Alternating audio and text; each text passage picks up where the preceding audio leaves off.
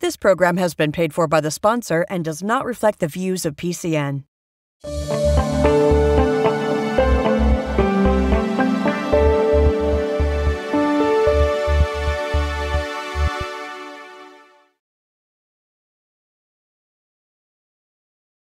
Welcome to another edition of PHRC Speaks, Fair Housing in the 21st Century. I'm your host, Adrian Garcia, Director of Enforcement for the Pennsylvania Human Relations Commission. Today on this edition of PHRC Speaks, we will cover the topic of refugee resettlement and the barriers to housing that are faced by newly arrived individuals. The fact is that under the Fair Housing Act and the Pennsylvania Human Relations Act, it is illegal to discriminate against any individual in a housing transaction regardless of their citizenship status. According to some studies, the number of people displaced worldwide is rising, and the U.S. remains a place where refugees believe they can build a better life. All over the Commonwealth, cities and housing advocates are considering how best to house newly arrived immigrants who need housing. Valentina Ross is Director of Church World Services in South Central Pennsylvania and the Director of CWS in Lancaster, where she has been serving refugees and immigrants in several capacities since January of 2014. In 2021, Valentina facilitated opening of a CWS office in Harrisburg to expand the agency's resettlement capacity in the region. The two offices currently employ over 100 staff, and this fiscal year, they are collectively resettling almost 1,000 newly arrived refugees in South Central PA. Valentina feels privileged to serve refugees and immigrants looking for peace and safety in the United States, and to witness their journeys as they become successful and prosperous members of our communities.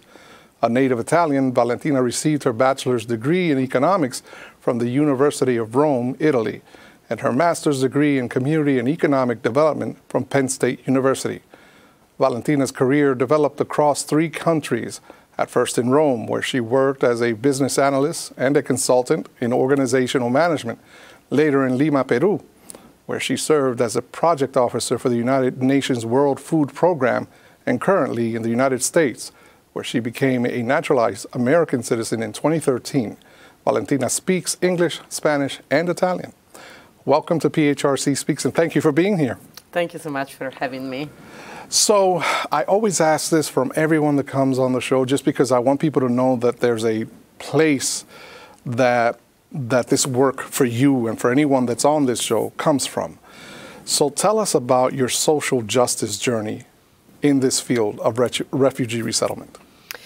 Yes, I believe that I have worked in the field of social justice for most of my career. As you said, I am Italian. I was raised in Rome, and I went to school in Rome. So I started actually my career. I studied economics, and I started my career in the private business industry. And it was going well, except at a certain point I realized that it wasn't all that I wanted to do. You know, there is more to life than money, and I really wanted to work in a field that would allow to that would make me feel that what I was doing would be helpful to others and would make the world a little better.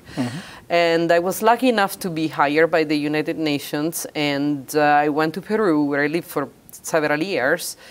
And there I worked with indigenous communities on the Andes, in the Andean region, and in the field of food assistance.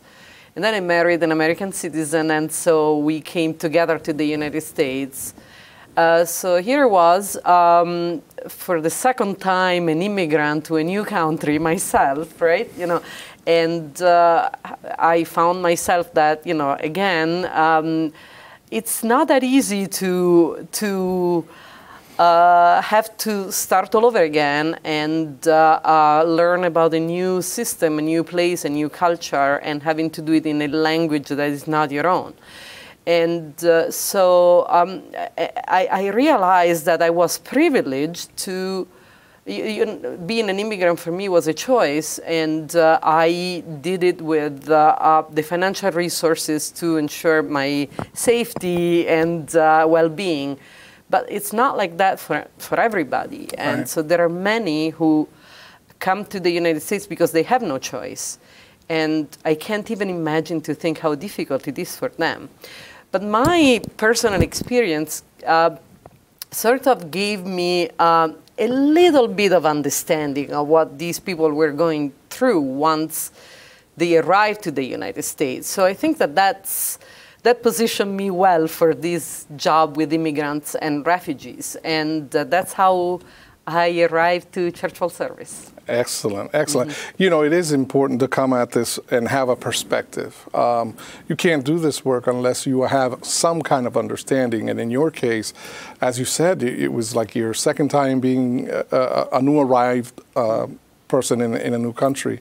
And everyone goes through that difficulty of trying to acclimate and find out, you know, where I can get help and how do I get housing. And that's where Church World Services come in. Can you tell me a little bit more about Church World Services? Absolutely.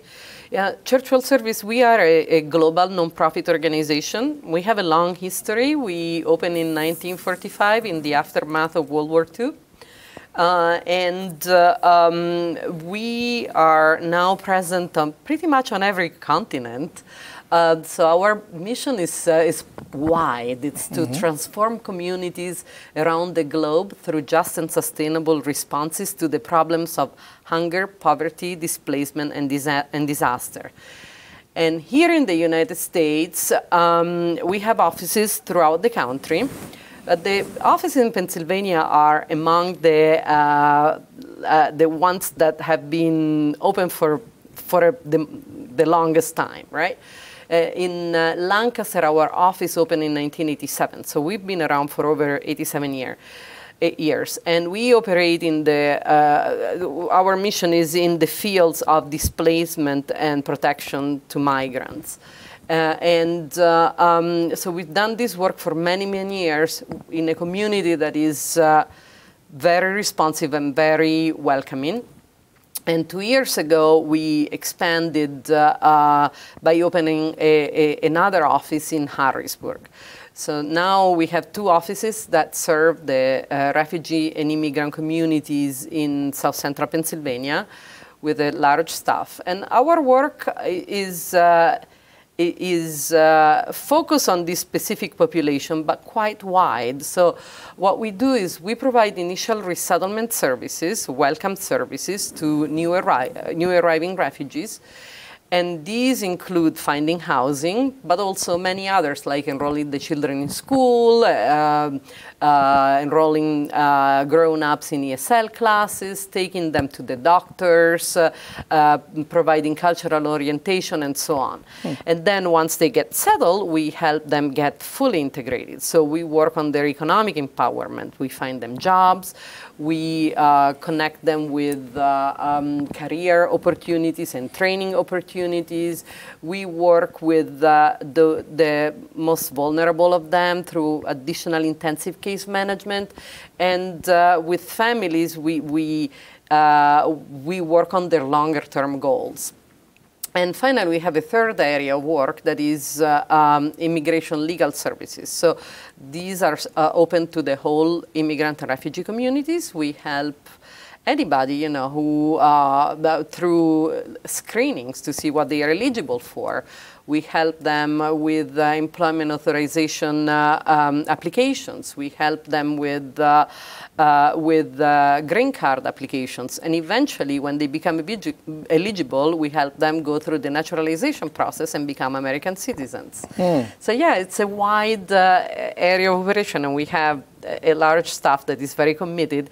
And you know, you mentioned that you need to have a certain understanding of the experience, and our staff comes from many, many different nationalities. Many of them are not only immigrants, but they come from the refugee experience. So they have lived in refugee camps, and they have experienced what it means, right, to go through that challenge, to that. We speak over 20 international languages on staff. Yeah. So what are the housing barriers in the work of resettling? I mean, what barriers are you facing? Yeah. So with all the refugees that we resettle here, as I said, we find housing for them. As you know, finding housing, especially these days, is quite challenging. So our clients, they meet some of the challenges that the general population encounter. They also have them. So when they arrive, of course, they are low income, and so affordable housing is very, very scarce. Right. And so it's difficult to right now, even any type of housing is not readily available, but affordable housing even more so. Exactly. And so for them, it's difficult, but also they have some challenges and some barriers that are specific to the fact that they are refugees. And they have just arrived to the country. So we need to find housing for our clients upon their arrival to the United States, because they need to have a place to sleep, right? You know, so we, the staff at Churchill Service, liaise with local landlords to find available housing opportunities, apartments or houses. And we do that, but we don't have yet with us the documents that will arrive with the refugees upon their arrival. Right.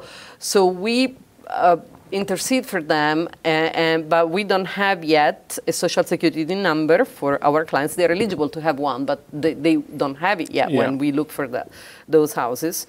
And also, a landlord cannot run a background check, even though refugees are the most vetted immigrants that you can imagine, right? You know, they're vetted by FBI, CIA, etc. before arrival, but the landlords don't have access to that.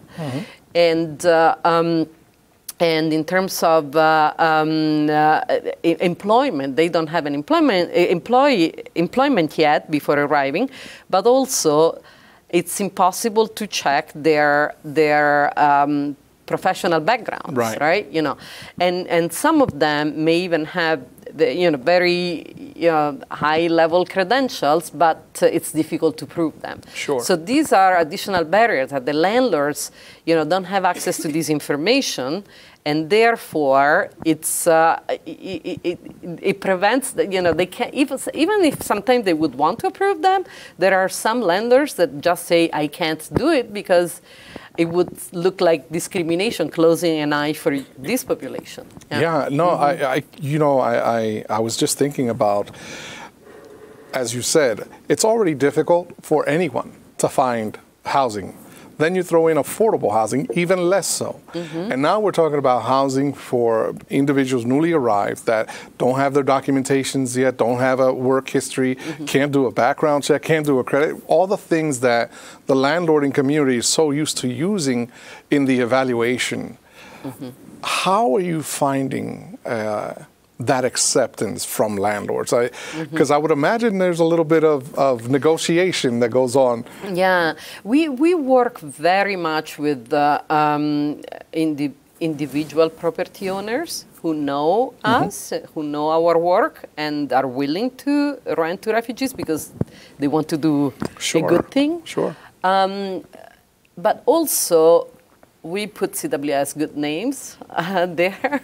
It's 87 years, so you would imagine, absolutely. And we vouch for our clients, so a landlord would know that once they rent to a refugee family, there will be a case manager that will work with the family, that will, make sure that they know what their responsibilities and rights as tenants are.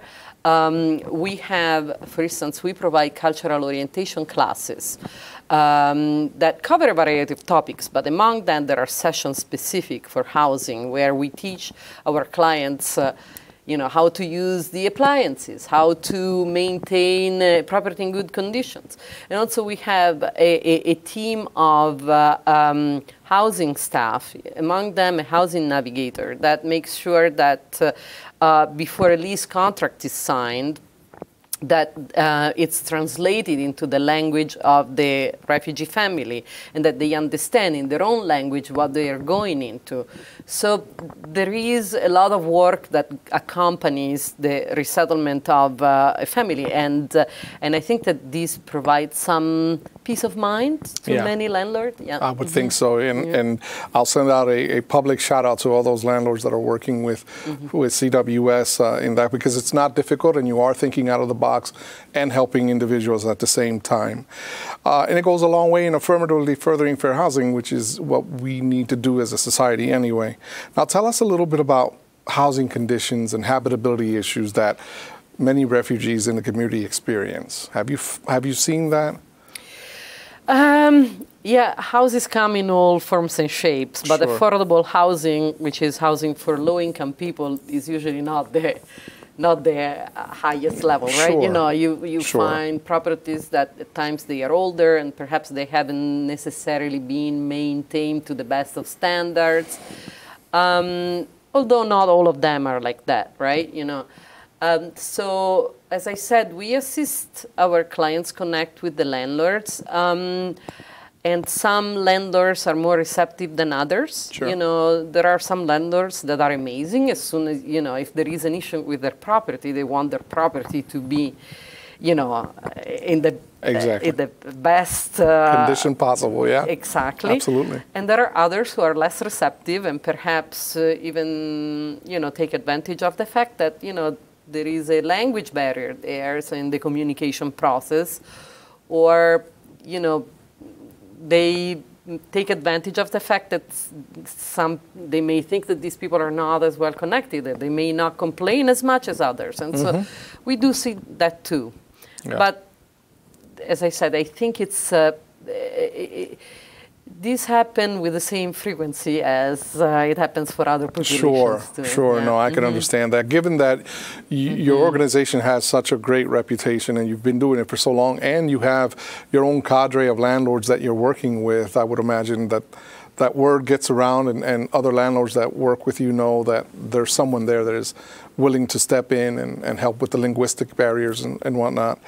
So what are you seeing with regards to housing prices? As you said, affordable housing is already difficult to get. So how's this impacting your clients? Yes, you know, it varies across the region. I would say that Lancaster is particularly complicated in terms of housing prices. You know, I remember I started working at Church World Service about 10 years ago, and Lancaster was a way more affordable place. You know, in the city there were many properties that, you know, were available for our clients, and that the prices were something that a low-income family with, you know, with a couple of employable adults, you know, would be able to afford.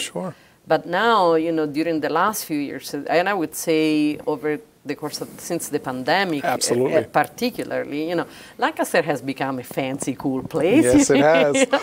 But that, you know, it's a very exciting place to live in. But that also brings gentrification. You know, when a place is more desirable, more people want to live there, more people purchase, and then we have seen that many of the construction work that has been going on has been for the higher end property. So it has brought in many people. Perhaps some were suburban and now they moved to the city because it offers a lot of amenities and it has some nice housing there. So, and that raises the prices for all the properties, not only the ones that, you know, that are the newer ones. You know, many older houses have been purchased even by people that have come out of town from the East Coast and invested in a property just to remodel it and to, you know, and perhaps rent it out, but now that the prices that can be afforded by a refugee family. So it's challenging. Be difficult. It's quite challenging, yes. Are you finding that you can no longer find housing in the inner city? Now you're having to go outside the city. Yes, which makes it even harder. in the past, we were making a point of housing our clients at a walking distance from our office, which is located downtown in Lancaster. Which makes strategic sense. Yes, it does. And the majority of the clients in Lancaster are still placed in the city, but we are definitely looking at other communities. And in fact, expanding to Harrisburg has been one of the strategies that we have been followed just because in Harrisburg there is more housing. It's a little more affordable. It's definitely more available than in Lancaster. But we're also looking at other communities that still have some housing and available at more affordable prices than Lancaster, and where there are welcoming communities that definitely want to see their population grow and their economies grow through the support of newcomers. Yeah. So that brings up my next question, which is talk a little bit about refugees' path to home ownership. I mean, I would imagine that when you're looking at affordability, you're thinking, well, it's almost easier to try and get them, you know, on their way to home ownership. How long do you think it takes through that process? Yeah, that is different for every family. You know, there are families that they have it all together. They arrive and they really, you know, immediately they start working, and they start saving, and they immediately bring the resources together because but there are others that take a little longer, right? You know, perhaps they have some medical challenges, or perhaps, you know, everybody comes from very, very difficult situations. They had to flee their homes. There is trauma involved. So for others, it may take a little longer. Sure. But everybody has that dream, because, you know, when refugees come to the United States, they come because they really, oftentimes they have waited for years after fleeing their home, you know, and they really come in the hope that they will be able to build a better lives for themselves and especially for their children. Sure. And so all of them have that prospect in mind that one day they will own a piece of this new paradise that they have been welcomed to live in. And so what we do is we support the families that are already getting to that point, and we help them get the resources together. We have a program that offers extended case management to families, and among the extended case management services is the assistance for families who set as their own specific goal home ownership. Okay. And we partner with Tenfold, that is our landlord, and we have had, and we are planning to continue having, you know, some of the educational sessions for first-time homeowners. And we do provide the interpretation for the refugees there. Wow. So we teach them how to go through that process together with our partner agency. So I have to ask this question because you've been doing this for a long time. In full disclosure to our audience, we've known each other for some years. Yes. And I know that you've got to have one or two success stories that you could share. You don't have to mention names, but tell me about something that was very rewarding for you during the process of helping a refugee family. Yeah, you know, when I started this process, this work, I started as a case manager.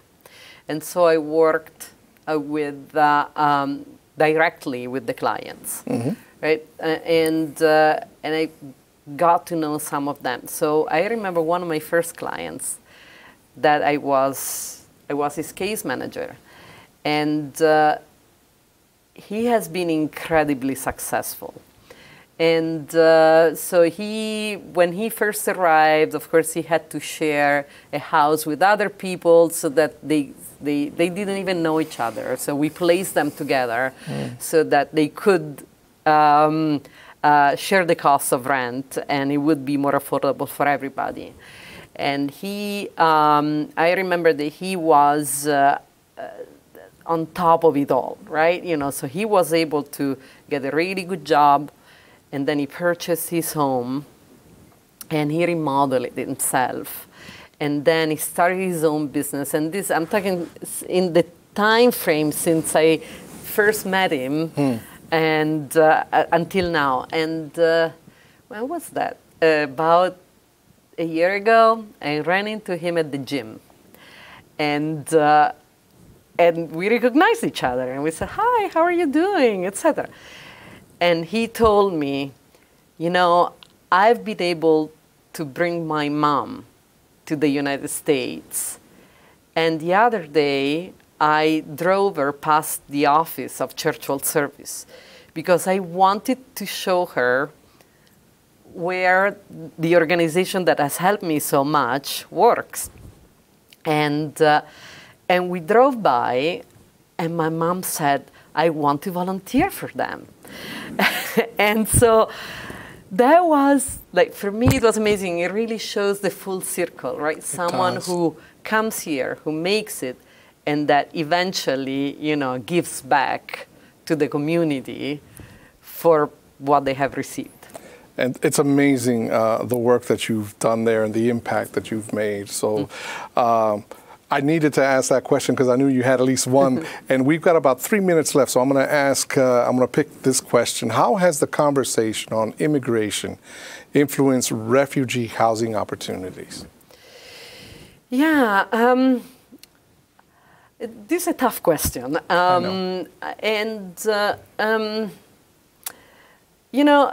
I think that the conversation goes in, it follows two separate binaries, right? Lancaster is known as a place where there has always been welcome. Yeah. And in the past, the conversation didn't used to be, didn't used to go on separate binaries. Right. Everybody in the community, be them on the left or the right of the political spectrum, they knew that it was their duty of compassion to do the good thing and welcoming the stranger. Right. And so Lancaster has always been famous for that. Now the rhetoric towards immigrants is a little more polarized. So there are people who are a little less in favor of it, but there are others, and especially in the Lancaster community, that are super, super supportive of our work.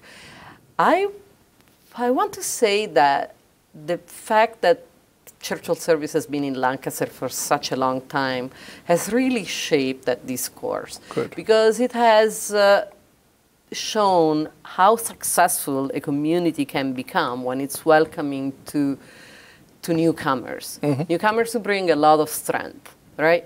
So if you see Lancaster, Lancaster is a little bit of an outlier in the region. It's very successful, right?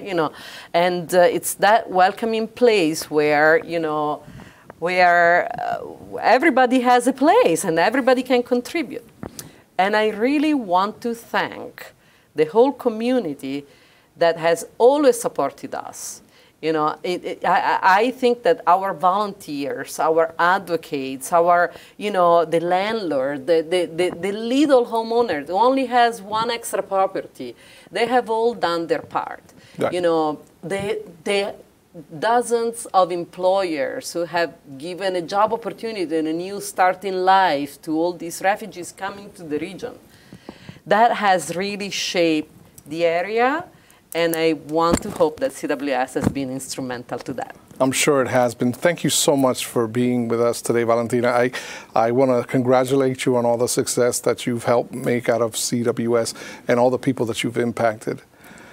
I also want to thank you, the viewer, for joining us today.